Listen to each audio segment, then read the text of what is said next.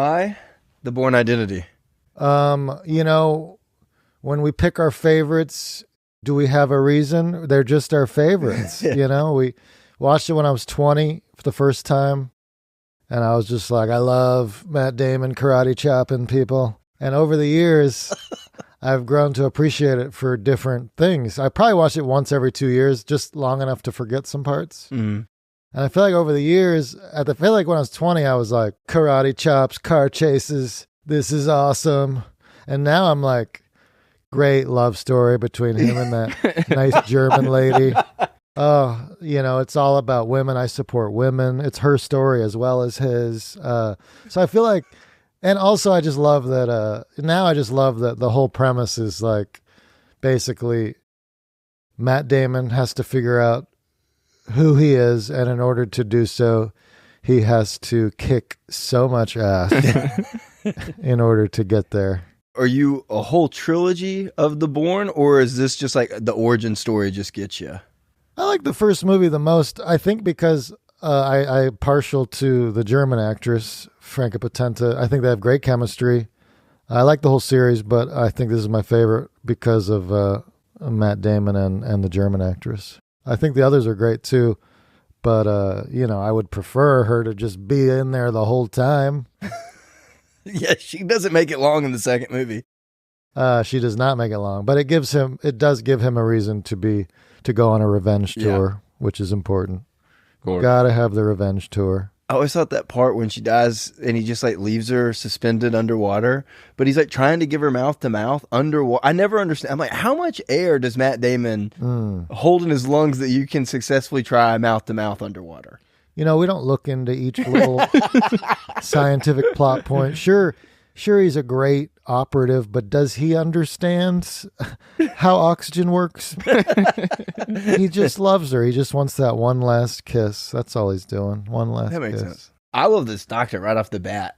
Oh, yeah. And it starts after another, what could have been the climax of the movie, him shooting at an African dictator, getting shot and jumping off a boat. Instead of that being the climax, they're like, we're going to start right after that. Yeah. Which is fun. Well, I just love it because you're kind of like Matt Damon a little bit, where you're just like, who is he? I don't know anything about him. Oh, like, yeah. You're kind of starting as in the same place as the main character, and you don't have that a ton, I don't feel like. They put us, the viewer, in his shoes, where we're like, who am I?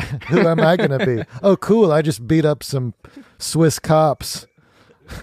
I feel pretty good about myself. Do you think this is Matt Damon's best role? Well, there's some classics, right? There's Good Will Hunting, The Martian. Then he's on the other planet in Interstellar. Yeah.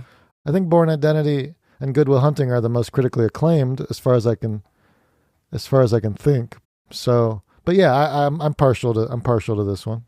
Interstellar was interesting because you don't see villain Matt Damon a lot. Yeah, Matt Damon going up against Matthew McConaughey. Yeah. on a weird planet, 2 light years away.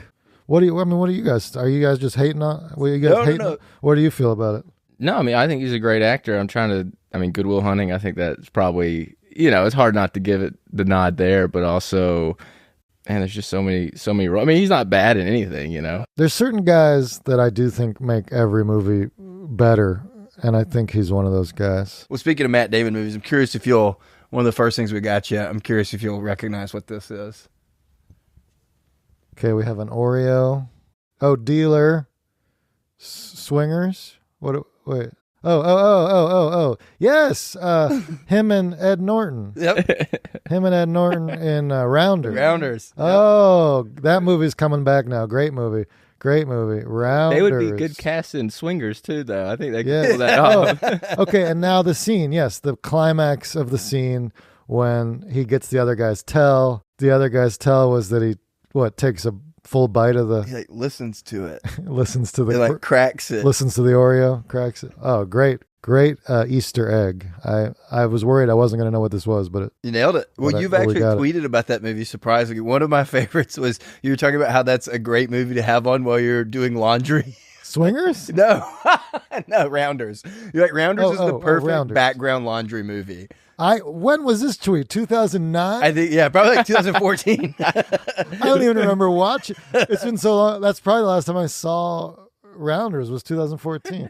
What was did I have any reasoning for laundry? You had another one too that were like, you were like, what's the best poker movie with Matt Damon and Ed Norton? Wow, the tweets, really, these tweets are a good record of my life. Yeah. I was really going through a Twitter phase and a Rounders phase in 2014. I'm glad they crossed over. Yeah. Jeez Louise, 2014. What a year. What a year. Got into a relationship. Did a Comedy Central half hour. Watched Rounders. Joe, have you ever been to Europe before? I have been to Switzerland, and that's another reason I like this movie is I've realized I have a strong bias toward movies with good snow in them.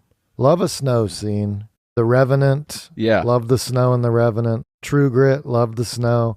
And Bourne Identity, the first half in Switzerland, the first action scenes are you get the Swiss accent, the German speaking cops and a lot of snow as he climbs down the side of a building to escape. He actually did that. The last 30 feet of it, Matt Damon did it. He said it was like one of the more grueling things he had to do in the entire movie was just, and it's like 10 seconds that you see it.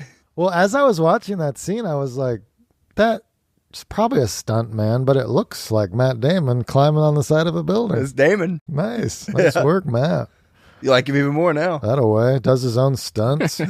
We love Matt Damon. And yeah, I think the perfect scene where he's discovering himself is they're in that diner, and he's like, how do I know I can run a half a mile at this altitude before my hands begin to shake? Mm-hmm. How do I know all 6 license plates? How do I know that trucker knows how to handle himself and has a gun in the glove compartment? How do I know these things and not know my name? It cracked me up too later in the movie when he cuts her hair. It's like, how do I know how to style your hair in 10 different ways? Like, is that part of his secret agent training? How do I know to style your? How do I know 27 different languages? How do I know literally everything except my name and who I am? You'd think some other things would come back to me. Even this scene is so great when he's like shocked. That's such a fun scene. You see as it happens that he's surprised that he can karate chop 2 cops, and then he's surprised that he knows exactly how to use a gun. I realize every time I see this movie that I don't just like car chases and kicking butt. I think they make them very original in this movie. Like the fight scene isn't just a kung fu fight scene. Matt Damon pulls out a pen and stabs the guy 8 times with a pen instead of just having a knife. Yeah, incredible. And then the guy gets up and runs out a window. Like each fight scene has its own little surprising twists that make it unique. And it seems like it was filmed in a more fun way than a lot of action movies. I don't like seeing generic action movies, but I like the way this was filmed. Do you guys know a lot about filming stuff? I mean, podcast mainly. Yeah, a little bit. But I remember this being a big deal, just how it was like the first time they used shaky cam, and they don't like overly rely on it. Like I think even the sequels, it's always a little too shaky. Like I get motion sickness watching Bourne Supremacy. The third one especially. But like, I don't know, this one though, they just do it right, and like just make you feel like you're a part of the action. So I think the reason why that was what I read is that they didn't tell the cinematographer the script for the action scenes, so they're kind of watching it live as well while they're filming it. Then you think, well, if it became such a thing where it was popular, where it was probably just naturally a little shaky because of that, well, then they're like trying to recreate that in the other movies and probably went a different director too. Yeah, and probably got a little exaggerated with trying to do that as opposed to it naturally just happening. I can't believe they moved on from this director. That's crazy after how good this was. I know. To me, this is the best one in the series. I think it is too. Okay, so to me, it's not just the action; it's that each action scene seems particularly fun and creative. The car chase, he's driving that tiny junker car. Well, even when he jumps off like 8 floors or whatever, like with the person, you know what I'm talking about? He like jumps off like and uses the person below, kind of like Austin Powers. Yeah. To cushion the fall. Why won't you die? Yeah. I feel like, the car chase scene using the little junker car is kind of like I've seen that sort of thing in Mission Impossible type movies. Tom Cruise hops in a little vehicle that barely works. But those Tom Cruise movies always seem so slick. And this feels so like, I don't know, it feels so indie. It feels so real. It feels like you're on these real back streets of Paris. Even at the end of the movie, when there's the sniper on the hill and he just like storms the hill, and you see him running like a madman. Oh, through yeah. the woods. Dude, I'm dying in that scene. The Matt Damon sprint. Yeah. only thing that rivals the Tom Cruise sprint is the Matt Damon sprint. And that's Clive Owens, right? I didn't realize it was Clive Owen. Yeah. It is. I didn't realize it was Clive Owen. And I was like, when I watched Children of Men, I didn't connect the dots. But yeah, it's Clive Owen. He's the final operative bad guy that Matt Damon has to get past. It's also perfect in a classic plot, good guy, bad guy movie where the bad guys are literally his mirrors. They're like the same. Yeah, they're fellow agents. They're the same trained agents with the same problems. So he's, it's the classic, like you're fighting a mirror of yourself, which the movies seems to do well in the movies. Because like when he kills Clive, it's like, why are you chasing me? It's just like, I'm just hired. I'm trying to make money, man. Do you have the same pain in your head? Do you have the same headaches? Joe, next thing we got you. Oh, wow. Oh, my goodness. Steph Curry? How did you know? A signed Steph Curry card? For me? There you go. Yeah, you went to school at Davidson, correct? I went to Davidson College. Steph Curry's my favorite. He's my hero. He's my boy. I went to Davidson College, and the year I graduated, he became a freshman. And I was around the campus for that big run they had to the Elite Eight of the NCAA tournament. And so that was very exciting for us and our friends because Davidson College, up until that point, we had not gotten to see them do anything and make any runs in sports. And then he came along and took him to the Elite Eight. We watched him beat Georgetown in the Sweet 16, I believe it was. Georgetown with, I think, Greg Oden, who went first overall. He was at Ohio State. There were two giant 7-footers on Georgetown, and they seemed like they were the 2 seed. Davidson was like the 13th. Yeah, I'm trying to remember who that was. I wish I could remember who the 2 7-footers were, but at the time you're like, no way Steph just beat these 2 7-footers. In hindsight, you're like, it's Steph Curry versus 2 guys that we don't even know their names. Fell out of the NBA. But at the time you're like, what? Look at this little baby face sophomore defeating 2 top recruited giants. At what point were you like, this guy's the greatest shooter? Like, were you thinking that in college, or did it just take a few years of him in the NBA? We were all watching in college, like, this is awesome, this is crazy. But even the biggest fans at Davidson, we're not NBA experts. So even the biggest fans at Davidson are like, that'd be cool if he's in the NBA.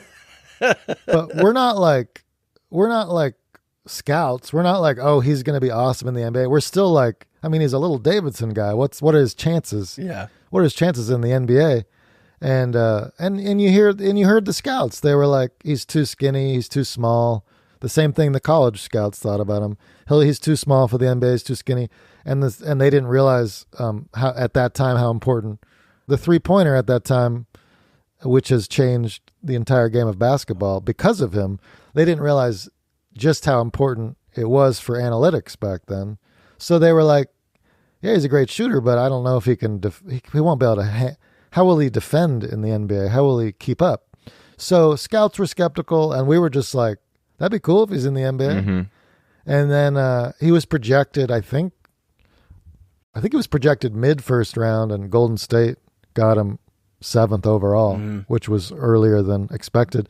And then his first 2 years in the NBA, people forget that he had ankle injuries. Yep. Because of the ankle injuries, he struggled. Like, some no-names played ahead of him, were getting minutes ahead of him.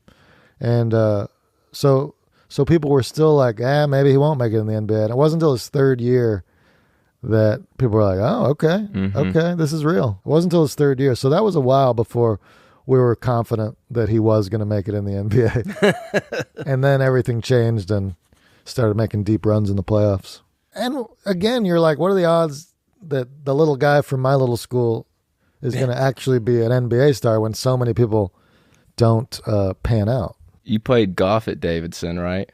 I did. I played on the golf team 4 years, also an athlete, just like Steph. Are there many comedians that you played golf with? And if so, like, who are the best at golfing? Yeah. I have, in the last few years, started to play with more comics. It took me a while to find the fellow comic golfers. Yeah. But I've played a few rounds with Chad Daniels, who is excellent. He is around a 6, I believe a 6 or a 7, anyway, somewhere between 5 and 7 handicap. That's great. And Nate Bargatze I've played with a lot because of he's brought me on tour with him, and he plays a lot of golf on the road, and so he's similar to Chad in the anywhere from 5 to 8 handicap range, depending on that week or that year. So they're both very good. And what's your handicap? But yeah, I fluctuate between 2 and 4. Ooh. And right now I'm a 4. I'm a USGA 4. Just a little bit better than Chad and Nate. Just slightly, just slightly. I played with Nate on his home course 3 days ago, and at the beginning of the round, they're like, all right, what's your handicap? I said 4, and they were both like, we're 8s, so you give us 2 aside. And I was like, all right, before even thinking. Yeah. And then I get him 2 aside, and I did have a putt on the 18th hole to win, but I missed the 8-foot putt, and I lost. So I was in it, but if I'd thought beforehand, I would have been like, wait, this is your home course. Yeah. It's not, you don't get to just do a flat handicap. I give you one aside, maybe. Yeah. So I wish I could have gone back to that first tee and been like, let's look at the handicaps with the home course factored in. Yeah. But I did 2 aside, and he did take me out due to a missed putt on 18 by me. I always loved that Welcome to Mooseport where they negotiate 2 strokes and a throw. He's like, I can pick my ball up anywhere and throw it. And then on the 18th green, he walks up to the other guy's ball and picks it up and throws it. Oh, yeah. So is this this is actual Matt Damon? Yeah, so he's actually doing this. Good for him. And that's a long drop right there with the superhero, the superhero hand to the ground. Oh, and also, I will say, the cool thing about playing with Nate is you'll be going to a gig, and you'll get to a gig, and you get to a gig in his tour bus, and you're like, wake up groggy at like 10 a.m. because you went to bed at 4 a.m. And he'll be like, oh, yeah, so we're going to go play Medina today, or we're going to go play, Pebble Beach today. Yeah, like, casual. We're going to play today? He's like, yeah, we're playing with Tony Finau. So stretch out. And I'm like, what? I'm not ready. No pressure. So yeah, it's some crazy golf with him. He's got access to all the best courses. Did you actually play with Tony? Play with Tony Finau. Yeah, he's was super fun to play with. I was about to say, he seems so awesome. Play with Tony Finau because of Nate. Played with Webb Simpson in Charlotte because of Nate, and play with TPC Sawgrass with a couple tour pros who play on the Corn Ferry Tour. Mm-hmm. Basically, every time I played with a tour pro, they played from the back tips on a very difficult course, and all 4 of them shot 68. Good God. just like not even and it's just casual. Not breaking a sweat. Yeah, that's incredible. You're just like, it seems like they're playing normal, and then they like make a 10-foot putt, and you're like, was that an eagle? They're like, yeah, it was eagle. You're like, oh, I guess you're playing better than normal. But Steph is an amazing golfer. Oh yeah, that too. He won that big pro tournament, that big celebrity tournament last year. I was very impressed that he won that tournament because that had a lot of good golfers in it. Mm-hmm. So we're very excited for Steph. He's got another good team behind him this year. This is the Matt Damon of basketball for me. I've heard people say that a lot. Change the analytics up. Yeah.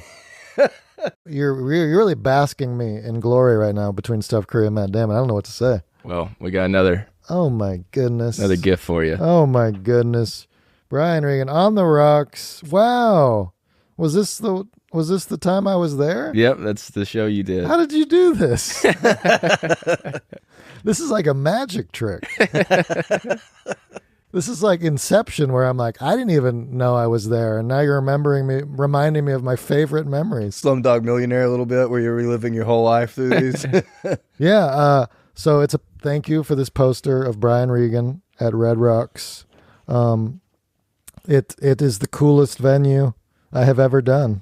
It's the outdoor amphitheater. Yeah, it's beautiful in Denver. Yeah, I can't imagine performing. Yeah. How standing on that stage, looking up there, you got the rocks on either side. I mean, that's just had to almost be surreal. It was very surreal. It was around 2014, around the time I was watching Swingers. Yeah, and Rounders. Eventually I'll get this right. Part of the reason I'm confused is Doug Liman, who directed Bourne Identity, directed Swingers. Okay. And Matt Damon, who's star of Bourne Identity, was in Rounders. Yes. Okay. And they're both about two friends who get into some trouble. Go on a little road trip together. Yeah. And there's gambling involved There's in both. gambling involved. It's the same movie. Now I know. Okay. So, first of all, the green room is in like an actual cave in the Red Rocks. Did you sign your name up there? I did, yeah. I don't remember where, but there's a bunch of names there. Actually, I have that for you. Photo of my name. It was so cool. I mean, it was first of all, at the time, it was the biggest crowd I'd ever done. It was around 7,000 people. And up until that point, I'd only performed for maybe 3,000 people. So it was more than double. And then you look up and the chairs go up so steeply that it's like you're facing a tidal wave of humans. And the laughs really funnel down right at you. It felt like you could feel the laughs physically. Oh. They were so powerful. And I remember being like, wow, I think I felt sound vibrations hitting me. And I was like, that can't be real. And I Googled it. And it was like, yeah, if there's 7,000 people laughing, you would be able to feel that physically from the sound waves. That's crazy. So I felt physical laughs hitting me in the chest. That's wild. Yeah, it was pretty wild. And it was very fun. And you get to do 20 minutes in front of 7,000 people. And, just a delight. What a great time. Beautiful. And good memories. Nice memory. That's a great venue. Everybody's in a good mood. You've been there? Oh, yeah, we've been a couple times, but I mean... Dave Matthews? I was there in my morning jacket. No Dave Matthews. Okay. That don't look like I'd be there for Dave Matthews. I was just trying to zing you. But I like Dave Matthews, so I'd be zinging myself. Yeah, Dave's all right. I saw Dave about 2014. That's a big year for you. 2014 was a very big year for me. Yeah, it's true. It's slow. I've taken it a little easier since then. Yeah. I'm trying to remember if I have any other Brian anecdotes from that show. I remember he went out and opened with like how beautiful it is, and even if they don't like his jokes, they can just look at the rocks behind him. He made a joke about that.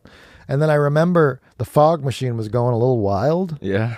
And the fog was just starting to envelop him. And I remember telling his manager, I was like, I think the fog might be going a little too much. And they cut back the fog. So I had a strong impact on that show. Nice. Yeah, strong impact. Mm-hmm. And I believe y'all went to a Rockies game the night before, right? Wow, that rings a vague bell. That rings a very vague bell. I remember we went to a steakhouse that night, Ocean Prime or something. We went to a great steakhouse that night. But I couldn't tell you for sure about the Rockies. What do you know? Well, that's how I found out that date. That was the know? show, because I looked on your Twitter. It was like September 4th, y'all are at the Rockies game. So like, okay, there's a good chance this is the poster he was at. Isn't that incredible that I don't remember the Rockies game? That sounds about right. Yeah. I think that's most Rockies fans. Couldn't tell you one player. Couldn't tell you who they were playing. I couldn't tell you anything. Yeah, I don't remember. Wow, interesting. You got to question the old memory when stuff like this happens. Another surprise we got for you. Okay, fourth surprise. You guys are really not pulling any punches here. Triple tone crow call. Is this an actual thing that calls crows? Oh yeah, I thought you needed it. So you could hang out with your spirit animal. I need to bring more crows my direction. Always good to just be surrounded by crows. The world's most beautiful songbird. Amazing. Yes, I love crows. They are my spirit animal. I did a joke about it on Conan around 2014.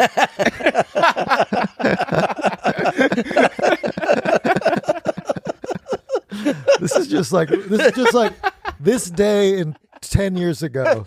Joe Zimmerman. We were just this day 10 years ago. Joe Zimmerman. We're just Facebook reminders. That's what our podcast is. Yeah.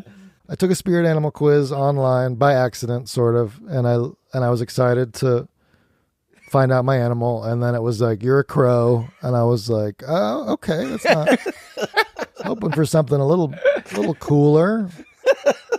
But I'll be the old Cooler trickster. than a crow? I'll be What's the old cooler than a trickster crow? bird.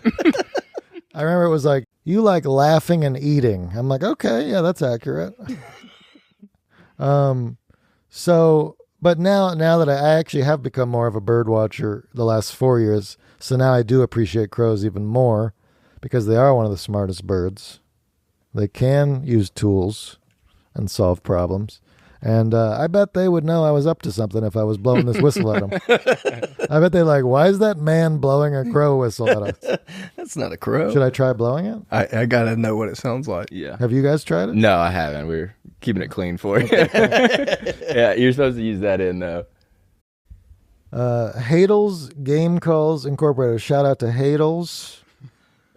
Paid sponsor. Yeah, big sponsor of the pod. Yeah. They're going to be making so much money selling crow calls in the next. Just go to Hadel's / movie ruiners for half off. The your promo crow code calls. movie ruiners, yeah. Promo code Joe Crow. Okay, let's try a blow here. Cover your ears back at home. Wow. That sounded like a mallard to me. That sounded like a duck. That's a duck. Somebody contact Hadel's. Let them know they're selling duck calls. See, there's a duck right here. They're tricking you. Uh-oh. They're tricking you. No, okay. It's probably how you blow it. It's probably how you do it. Well, Sounds like a duck. I could see it bringing in crows. I don't but really it know does what a sound crow little, sounds like. Sound a little bit like Donald Duck to me. Mm-hmm. I was curious. I know you're into bird watching. Have you seen the movie The Big Year? I have not, but people have recommended it to me, and then they've simultaneously been like, "Yeah, it wasn't that good." And I'm like, "Well, are you recommending it or not?" They're like, "Nah, not really." Yeah. So you guys are movie people. What do you guys think? I think it's a decent like Sunday afternoon movie. I wouldn't want to watch it with anybody. If you're doing laundry, Okay, it's Yeah. a good background laundry movie. I should watch it just so that I know, because people keep bringing it up. I should watch it just so that I know. You can just go, yeah, it's not good. But I know it has Jack Black, who I like. I know it has Steve Martin, Yeah. who I like. Oh yeah, Steve Owen Martin's Wilson. great in it. Yeah. It's a good cast. There's some decent laughs in it. But yeah, it's just about someone taking a year off and You know, trying to find I a watched bird. the first 20 minutes. I didn't turn it off because I hated it, but I watched the first 20 minutes, and I remember thinking, this feels like Hallmark movie dialogue. Did you guys feel that? I mean, there's definitely some cheese in there. Okay, yeah, that's all. That's all. I watched it once in 2014, so it's been a while. Yeah, that was a big year for us all, 2014. But yeah, all right. I'm gonna finish that movie. I'm gonna finish that movie while doing laundry on a Sunday afternoon by myself. Perfect. Thank you for the crow call and incredible Brian Regan poster. How did you get this poster? You printed it out? How did you get the poster? It was just on eBay. I just found they had not many of them. Really? Yeah. An eBay of that specific poster? Yeah. That's wild. I'm going to show that to Brian, and I'm going to tell him you gave it to me. I'll see Brian in a month. Awesome. Oh, that'd be great. He'll appreciate that because he remembers that gig fondly as well. Mm-hmm. Ask him about that Rockies game. I will. I can guarantee you he will not remember one moment of the Rockies game because he's doing stuff every week. What? The complete Far Side? Are So I you read kidding this me? is one of your earliest influences. Yes, it took me a long time to because people ask you what got you into comedy. Mm-hmm. What was your? And it took me a long time to realize my first memory of understanding humor was reading The Far Side when I was 8 or 9, Mm-hmm. and then asking my dad what was funny about it. And my dad would explain it. He'd be like, "Oh, see, the alligator is in the cage because alligators aren't normally, talking like people or whatever." And then I'd think about it and I'd be like, ha ha ha ha. like 25 minutes later. truly interpreting comedy at the fundamental level. Yeah. And I feel like it took me a while to realize that was my first introduction to comedy. And I feel like my sense of humor is essentially the same. I love silly animal, caveman, dinosaur humor. And that's what The Far Side does. It's a lot of cavemen. Ton of caveman. A lot of animals talking. Oh, it's so good. I'm gonna read this page to page, cover to cover. Starting now. Cover to cover. Wow, this is the complete Far Side. You've spared no expense. Do I have to give this back to you at the end? No. These are yours. Oh my goodness. I just related to that so much because that was a similar thing for me. I remember they used to put one in the paper each week. Yeah. And so you'd be like, oh, sick. But it was like, I want more of that. Like the rest of the paper is pointless. I'm only here for one Far Side. Yeah, it was so good as a 9-year-old because you got to look like you're reading the paper. Yeah. And then you got to understand humor. That's so true. That's so funny. Being a kid, like your dad's reading the paper, you're like, can I get the comics? Yeah, I do it all the time. Pass me the comic. Yeah. And there's a lot of bird humor in The Far Side. I like bird humor. Got everything. And I basically haven't changed since I was 9. So I'll do the thing. I'll try to do the thing, and I'll try to do it as a child. Okay. How it happened. So I'm reading. Here's a random one. So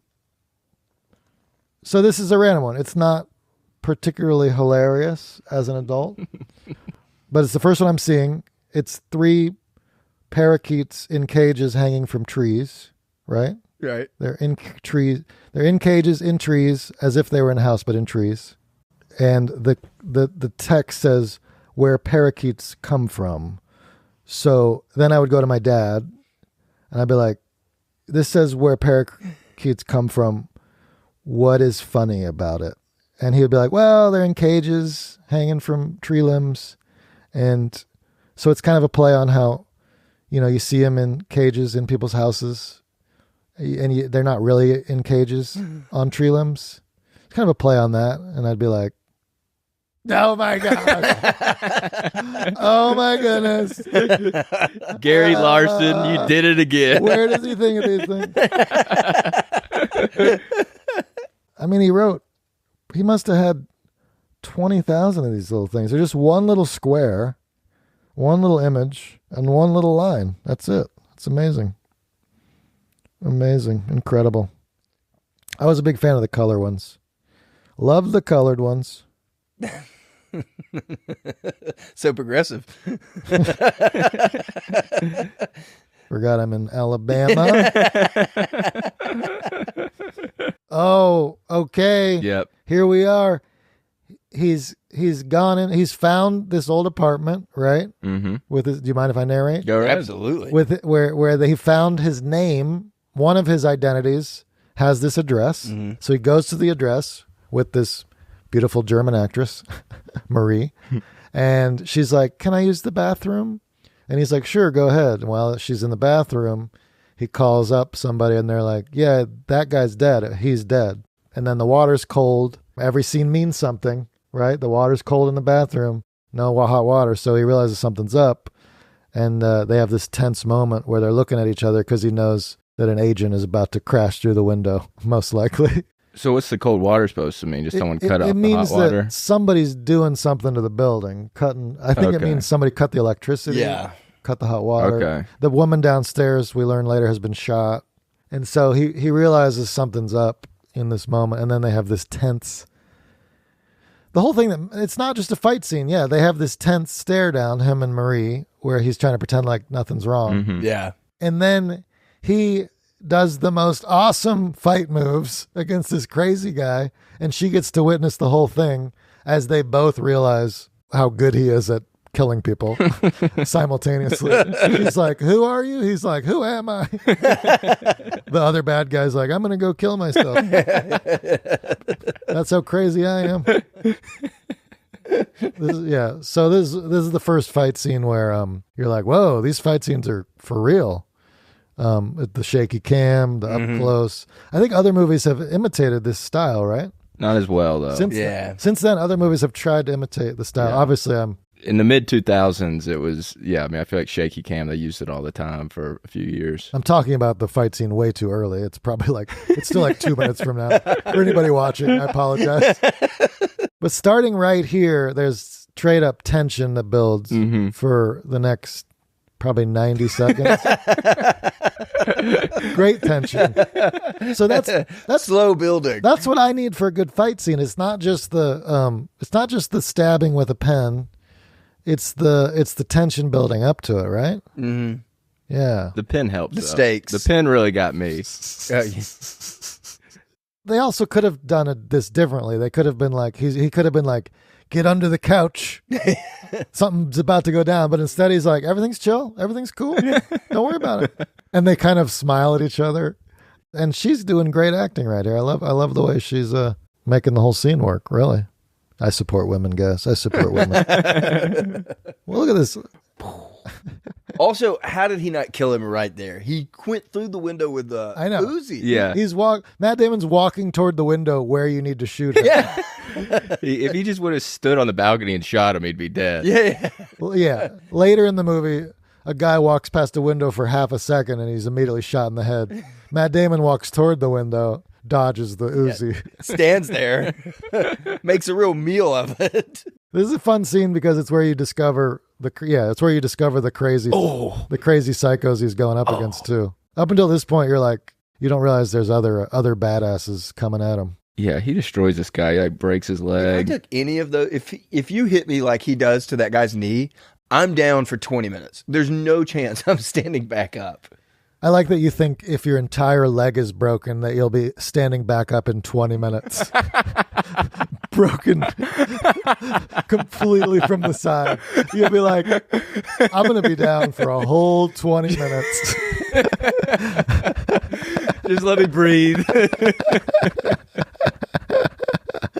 And then, it's just a leg. And then because I'm not a superhero. That's probably why he jumped out the window. He's like, I can't handle this My leg pain's so bad. Yeah. Yeah, okay. 30 minutes. 30 minutes. Yeah, so he dives out the window and she's like, why would that man jump out the window? Why would anyone jump out of a window?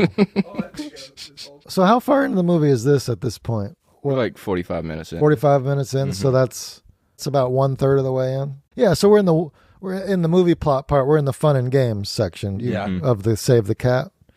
We're past down the rabbit hole and we're into the fun and games. So you get to stick a pen in people's hands for the fun and games. Are you guys familiar with that Save the Cat plot stuff? I wasn't. What's Save the Cat? Okay. So there's this famous script writing Hollywood book called Save the Cat that takes you through the story beats of movies, the traditional story beats. And they find that around the 20 minute mark of just about every movie is the plot point where the protagonist goes down the rabbit hole. So they're now a fish out of water and they're officially in the movie. I think that's when he's escapes the embassy. That's when it's officially like 20 minutes, officially like, okay, I'm running from these people and I'm with this German lady. I think that's when it's like, all right, we're doing this at the 20-minute mark. That's the down the rabbit hole. And then up until the halfway point, it's when you've set everything up and now you do fun and games. You have fun with it. That's interesting. Yeah. When Joe List was on, he'd just point out a lot of times in movies around the hour mark, that's usually where, about where the second act starts, but just... That's usually when things shift. Oh, yeah. They find out there's a revelation or they find out something. Well, then the midpoint, which will come up in a little bit, the midpoint is kind of confusing to me, but the midpoint is either a false high or a false low. So either the hero achieves something that feels like he's won, but he hasn't yet, and it all falls apart, or the hero feels like he's lost, and but obviously he hasn't lost. I know you had not a GoFundMe, but you had something where you're trying to get people to sign a list to make Matt Damon be your friend. I have a petition. Yeah. Yes, I created a petition on there's Petitions.org. petitions.org, something like that. Yeah. I realized you can create your own petition. It takes 5 minutes. And I created a petition demanding Matt Damon be my friend. And I put it out there into the world. I think it has 200, 300 signatures. I'm sure it's still up there.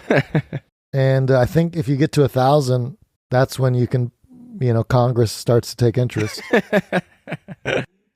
Would you risk getting arrested to be friends with Matt Damon? Like if he threw $10,000 at you to drive him while the cops were chasing him, would you take the money or would you just return it and take him anyways? If Matt Damon came at me with 20 grand to ride in a car with him, yeah, and fall in love with him, I'd be like, you had me at $0. I'll pay you. I was about to say, it feels like it'd be the other way, where like I would get in the car with Matt Damon, I'd pay him $10,000, and then he'd be in the car with me for a little bit and go, "All right, make it 20 now." Yeah, exactly. I'd be in the car with Matt Damon. I'm like, I don't know who I am. This is crazy. Keep talking. I love when you talk. When you don't talk, I have headaches. Well, keep talking, Matt. He starts playing music. I'm like, I don't like this. I don't know what this is. Stop playing music. Keep talking. Stop playing music. Let's pull over to a diner, Matt. Let's see how fast we can run together. We can't, make you be friends with Matt Damon, but we can allow you to see him every day. How is this possible? This seems like something I would have made.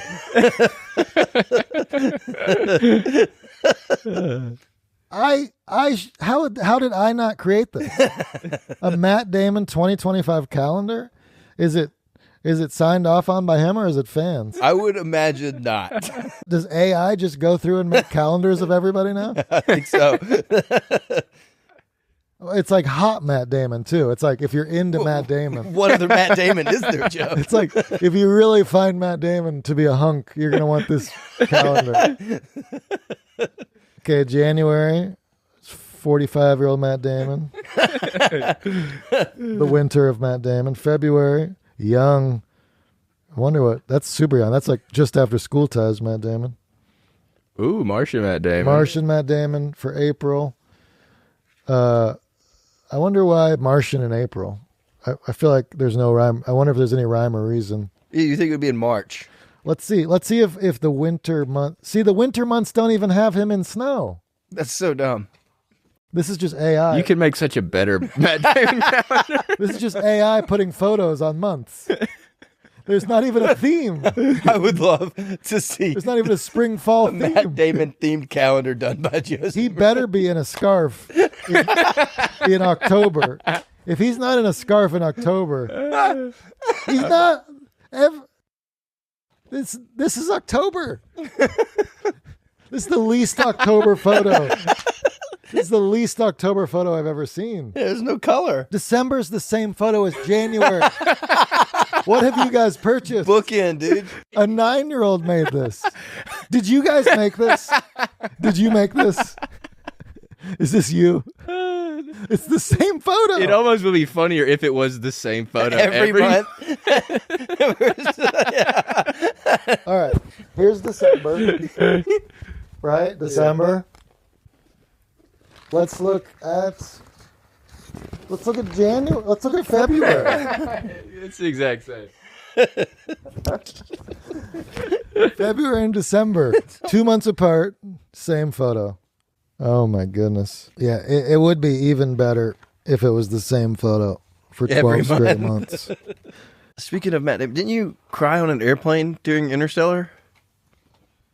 You know more about me than I do. This was around 2014. I'm joking.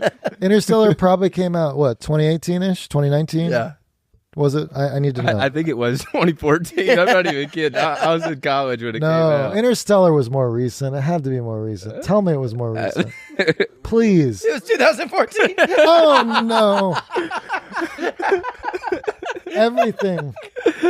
Everything I did was in 2014. Everything that mattered. What have you been doing the last 10 years? Everything that mattered happened in 2014. That was in 2014? Believe it. That seems like it was yesterday. So I did cry watching Interstellar on an airplane when when Matthew McConaughey is talking to his daughter through a bookshelf. Okay, I was wondering what part. Communicating to his daughter through a black hole, through a bookshelf, as you do. Yeah, classic. Back in time, reaching back through time to communicate through a wristwatch to give her a solution to escaping into outer space. It all makes perfect sense. Yeah. And they had the emotional music, the seeing his daughter, and apparently on airplanes, scientifically, you're more likely to cry due to the altitude. That's my excuse for why. So some guy sitting next to me is just watching me look at Matthew McConaughey, a single tear rolling down my face as we're 30 minutes from LAX. I'm surprised you didn't say it was the scene where like his kids are like sending him like video voicemails, kind of just like hadn't talked to you in 20 years, you know, like his whole life has passed him by. It might have been that scene as well. It was probably the whole movie. Yeah, that scene got me. It might have been that scene as well. It is funny when they like leave the first time he gets back on the ship and they're like, it's been 12 years. Like the whole time differential always kind of cracked me up. That was an amazing scene when they go down to that first planet to check out if it's livable. Just like a ocean. It's just all water. They're like, this device isn't working. Why was it beeping at us? Why was it signaling us? This device isn't working. And then they look over and there's a 700-foot tall tidal wave. Yeah. Because of the gravity of this planet. And they get stuck for an extra 2 minutes, fly back out, and the guy on the spaceship waiting for them is old. I hate it when like someone's like in my car and they're like, I'm going to run in the store and get something real quick. I'm just like, oh, this is taking forever. Like I can't imagine staying on the ship. That seems like the worst. That was a heartbreaking scene just to see the other shipmate is old. He's so old. They've been down there for 2 minutes having a wave disaster, and they go back and he's old. Like, yeah, that got me. And fortunately Matt Damon is in that movie. Yeah. Yeah, great movie. Are you normally a crier in movies, or is it? It's mostly on airplanes. Really? Yeah. Inside Out got me on an airplane. Up got me on an airplane. What's the last movie you cried to? Let's see. Making of a Murderer. No.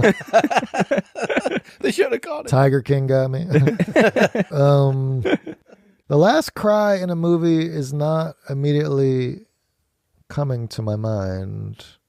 So what about you guys answer and I'll see if I think of anything. What was your last cry in a movie? Oh, maybe Inside Out 2. I recently watched that. I'd like to watch it. I haven't seen it. Yeah, I mean it's pretty much the same, but it's effective, Okay, Inside Out 2 got you. Inside Out 1, the Bing Bong scene. Oh yeah. It really got me. That's probably my biggest cry in a movie was the Bing Bong scene. Yeah, no, that's sad. Who's that actor? Richard Kind. Yeah, so I was just seeing Spade was talking about playing golf with him, and he said every time he hits it past the women tees, he always looks at Spade and goes, jealous?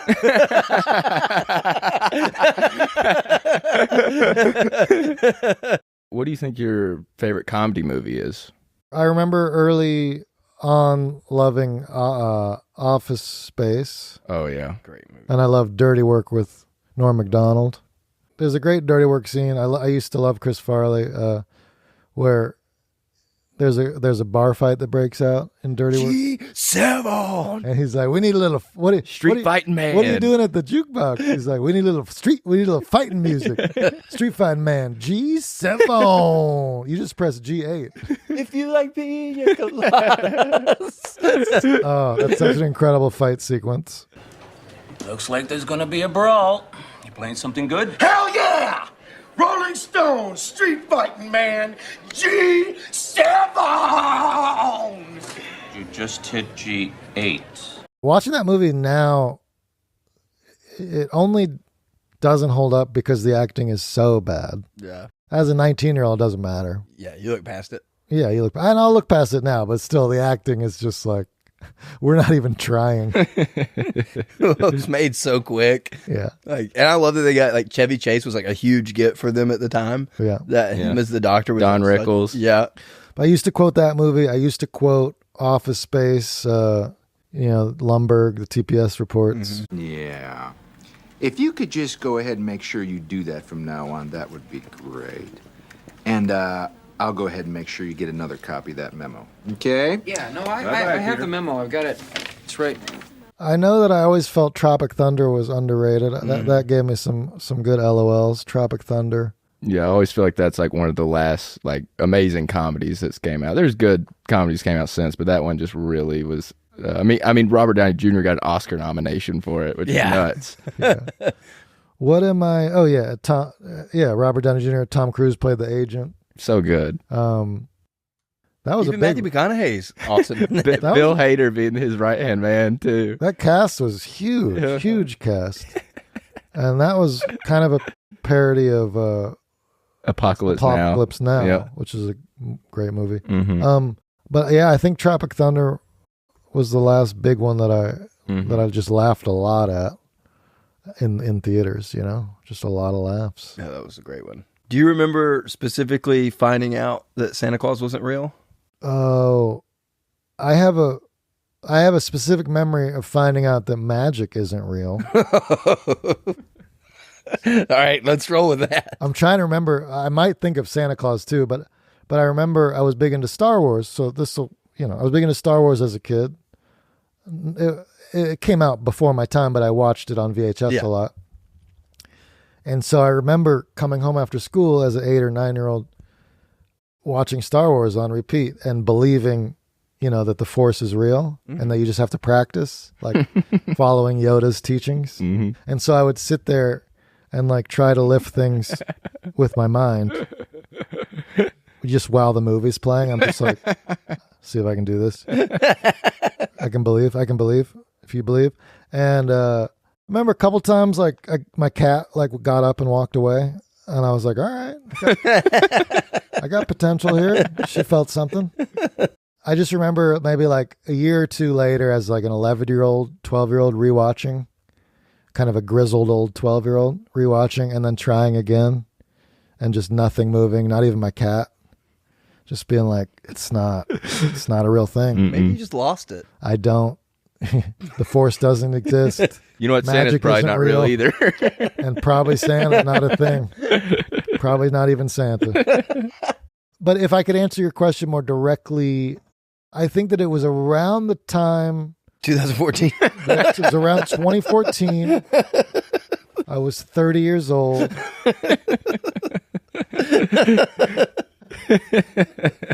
I was unwrapping a gift from my girlfriend at the time. No. So I think it was around the time that I got the first big, huge, gigantic gift, which was the original Nintendo. Oh, nice. And I think it was just such a big gift and blew my mind and I think that everybody wanted to give my grandma credit. So I think they were like, it's from Santa, but really it's from your grandma. And I think it was around that time, you just delicately like, oh, grandma, it's grandma. And then you're like, I'm going to go play this thing for the next 7 years. Yeah.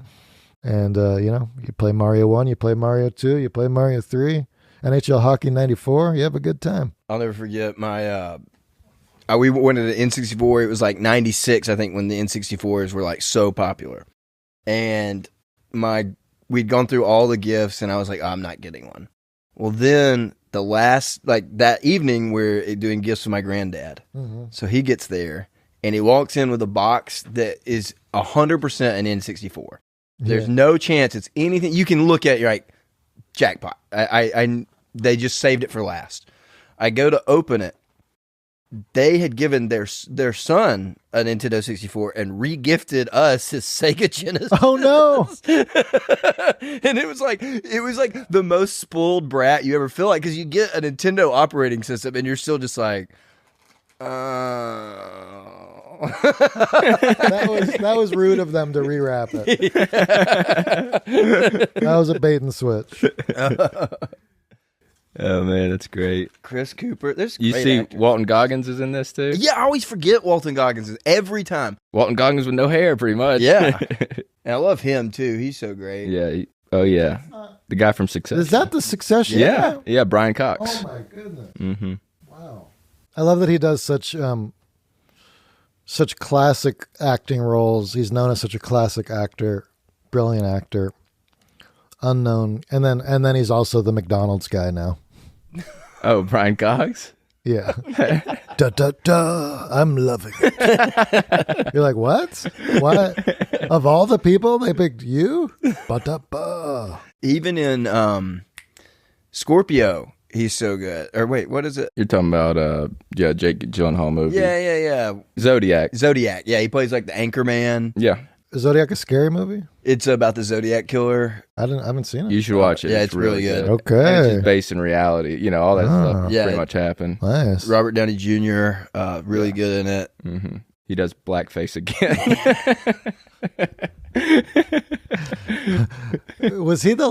Was Robert Downey Jr. the last person to pull off blackface?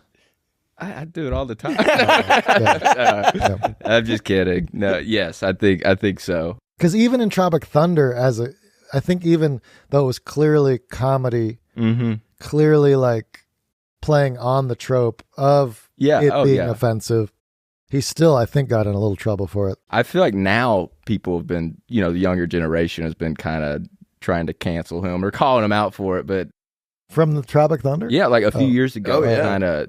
he was on Rogan or something talking about it. I get to be black for a summer in my mind.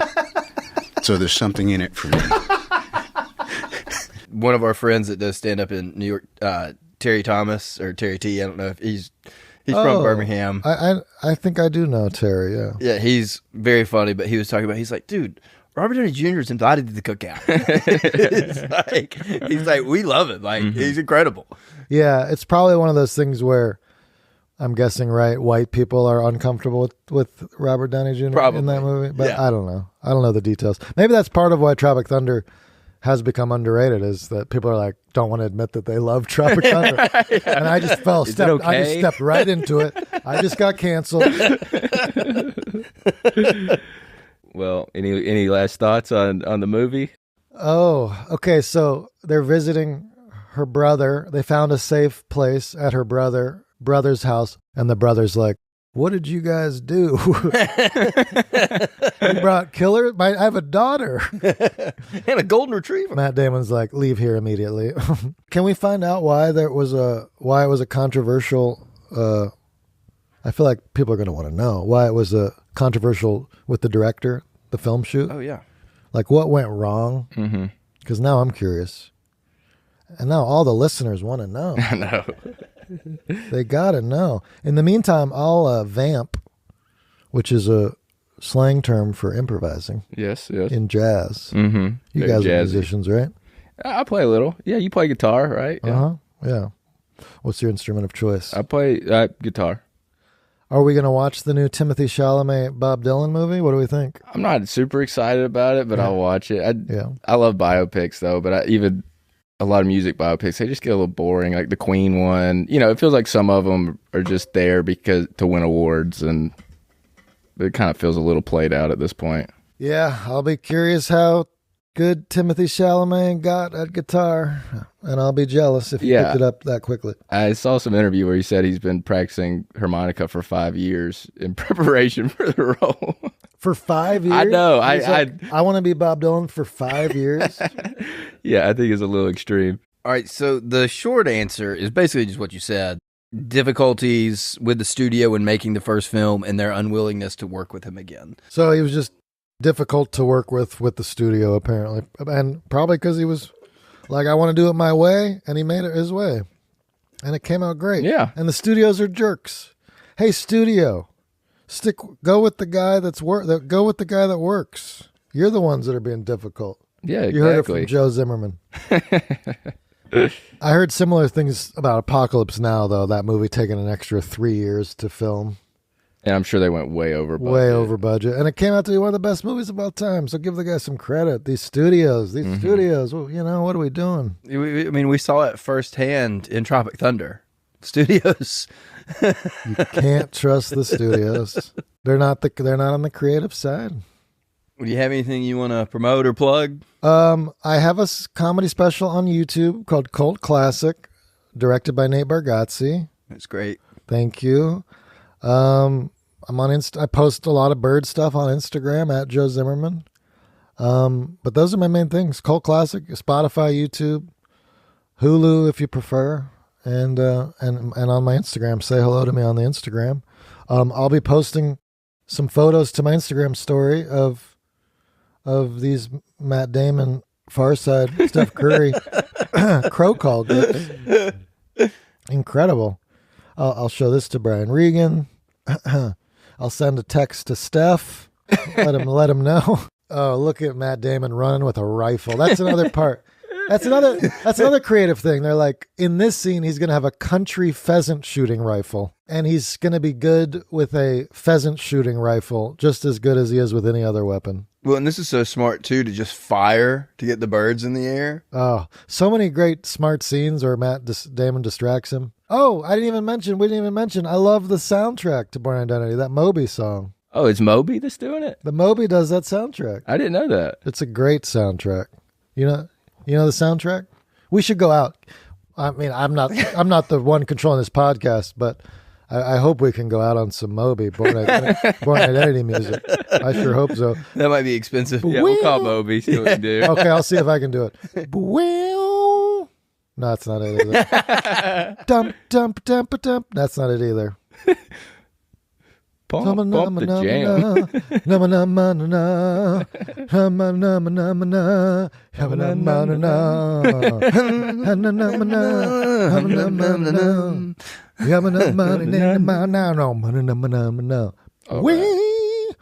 Okay, so I can't do it, but we tried. But an effort. Moby, Bourne Identity soundtrack. Get it on your Spotify.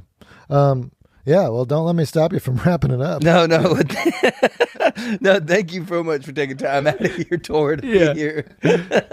My pleasure. Great to be here. Great to hang with y'all. And if you get a chance, watch Bourne Identity. That's my plug. All right. That's my plug. Thank you very much. Perfect. Thanks, man.